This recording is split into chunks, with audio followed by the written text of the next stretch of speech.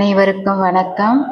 நான் இன்னைக்கு உங்களுக்கு கொள்ளு ரசம் எப்படி வைக்கிறதுங்கிறத காட்ட போறேன். சேனலை சப்ஸ்கிரைப் பண்ணாதவங்க சப்ஸ்கிரைப் பண்ணிக்கோங்க. பெல் சிம்பிளையும் தட்டி விடுங்க. மறந்துடாம லைக் ஒன்றும் போட்டுடுங்க. இந்த வீடியோவை முழுமையா பாருங்க.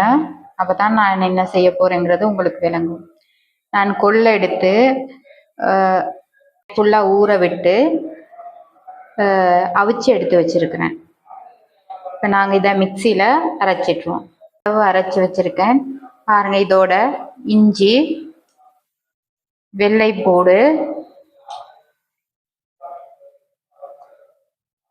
கறிவேப்பிலை, மிளகு, சீரகம்.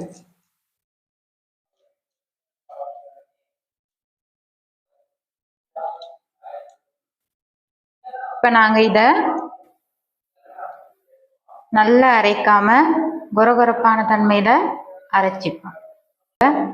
லேசா எண்ணெய் விட்டு எண்ணெய் சூடாகட்டும். கடுகு, கொஞ்சம் கறிவேப்பிலை, அதோட நாங்க இப்ப அரைச்சி வச்சிருக்க இதை சேர்த்துடலாம். இந்த பேஸ்ட்டை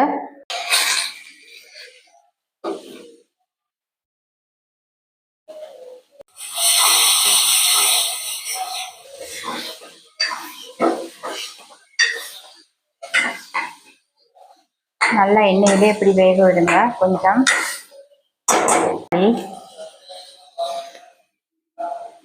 வச்சிருக்கோம்ல அதை சேர்த்துடலாம். தேவையான அளவு தண்ணி சேர்த்துடலாம். தேவையான அளவு தண்ணியை சேர்த்துருங்க.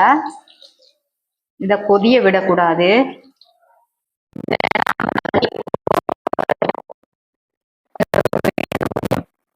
கொஞ்சம் மஞ்சள் சேர்த்துக்கோங்க.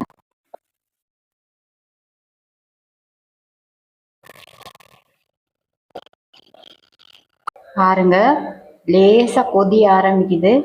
இந்த டைம்லயே நாங்க இத இறக்கிடணும். நிறைய கொதிய விடக்கூடாது. இந்த அளவு நாங்க இத கொதிய விடக்கூடாது. கொஞ்சம் லேசா கொதி வார நேரத்திலே நாங்க இத இறக்கிடணும். ஏன்னா டேஸ்ட் எங்களுக்கு கிடைக்காது. அப்போ நீங்க உங்களுக்கு தேவையானதா இதுல மல்லியிலே சேர்த்துக்கோங்க. நான் மல்லியில சேர்க்கல. இந்த மாதிரி தான் டேஸ்டான கொள்ளு ரசம் வைக்கிறது. உடம்புக்கு நல்லது. உடல் எடையை குறைக்கிறேன்னு நினைக்கிறவங்க இந்த மாதிரி கொள்ளு ரசம் வச்சு சாப்பிடலாம். நீங்களும் இந்த மாதிரி செய்து பாருங்க.